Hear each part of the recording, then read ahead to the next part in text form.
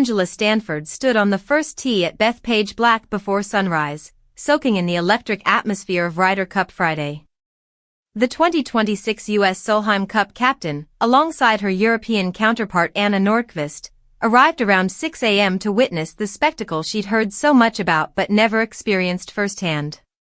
The grandstands were already packed, fans chanting and waving flags hours before the first group teed off. "The first time I truly got chills was when Bryson hit his tee shot," Stanford said with a grin. "I guess that's the player in me. That sound, that roar, it hits different." She struck up a conversation with a fan seated in the front row, who told her he had arrived at 1:05 a.m. just to secure his spot. "These fans go through so much to get here," she said, shaking her head in admiration. "As a player, you have a direct route to the course, a routine, everything laid out for you. But these people wait all night, stand in the cold, just to be part of it. I've always appreciated the fans, but being here gives you a much deeper understanding."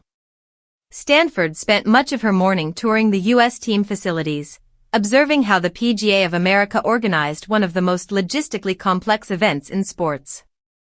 She was struck by the scale of the American team room, sleek, sprawling, and buzzing with activity.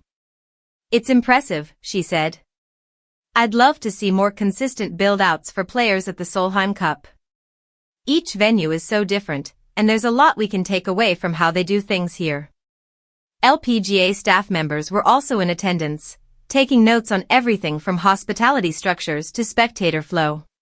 "We're learning a lot," Stanford explained. "There's so much that goes on behind the scenes, how fans move, how teams are supported, even the media setup. The Ryder Cup sets a really high standard, and there's a lot we can apply to the women's game."